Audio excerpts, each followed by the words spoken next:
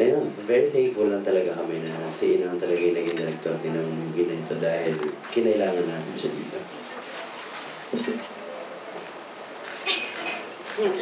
But of course, Grace, no, tools are tools. Motivational tools are just tools. Depende rin, if kung mag-work yun or hindi, dependent yun sa openness nila. And I'd like to say that they were really very open para silang sponge kung mag-absorb at kung makapagbigay din. Question din po, kasi since cinematography-wise, super ganda ng setting niyo talaga since Barcelona nga. What are some of your most precious moments while shooting there at Barcelona? Siyempre una yung Sagrada, kasi ito din yung first shooting day namin eh. Tapos naging special din para sa akin yung mga scene, di ba marami po sa train station? Grabe, ang hirap talaga. Yun yung parang after, my God, grabe, mahirap, no? Kasi tinatimingan talaga yung dating po ng train, tapos yung mga tao na nakikiusap, wag titingin, yung sa simula, yung chasing, yun, mahirap siya gawin. So, ang dali niya panoorin, pero grabe yung mga nangyari off-cam din sa mga train station. And yun yung two special cases sa akin. Wait, pati rin yung nude beach din, yung Sitges. Marami rin sila nakita. Yeah. Ako naman yung moments na kunyari napakap na kami. Yung moment na napabalik na kami sa fan. Yung parang yung moment na ma-appreciate mo yung kung nasan ka eh. Kasi diba, syempre, tanggal na yung, yung working mode mong, diba? So, pauwi, parang, kaganda pala ng lugar na to. Alam mo yung gano'n na feeling, lalakad ka na lang, pero, yun yung masarap na moment para sa akin. Thank you po. Susunod naman, sir. May question po tayo.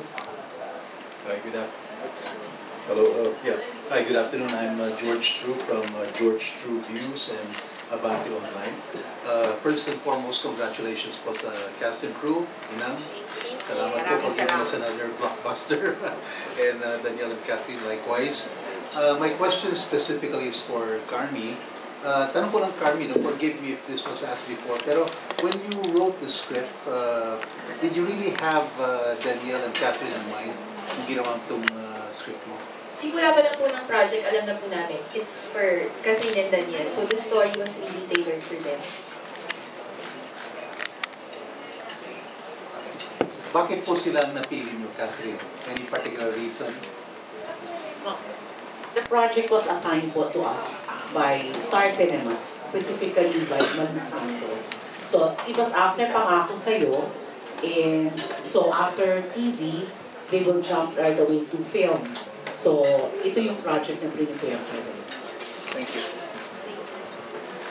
Thank you so much, sir. At syempre, may gusto bang last na lang? O, last na. Okay na. Ayun. Kasi po, kailangan na po magbaba. Charit. Charot. And naman, pasensya na po. Maraming salamat. Siguro naman magkakaroon pa tayo ng mga upcoming pa natin kasi napakaraming mga vlog screening na pupuntahan nila Liz Carmi. Meron pa ba kayong gusto itanong? O, sige. Si Rod. Rod daw. Ano pong gagawin? Sorry. Dito po. Sige, Rod. Sir, ito po. Hi, good afternoon. Rod Magar from Magar.com. Question ko lang is there any pressure for the box office and awards for this movie? For all of you?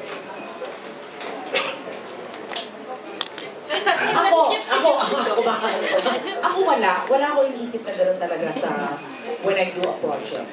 Ang iniisip mo lang talaga, ibigay mo yung best mo and give the audience a beautiful movie worth their time and their money.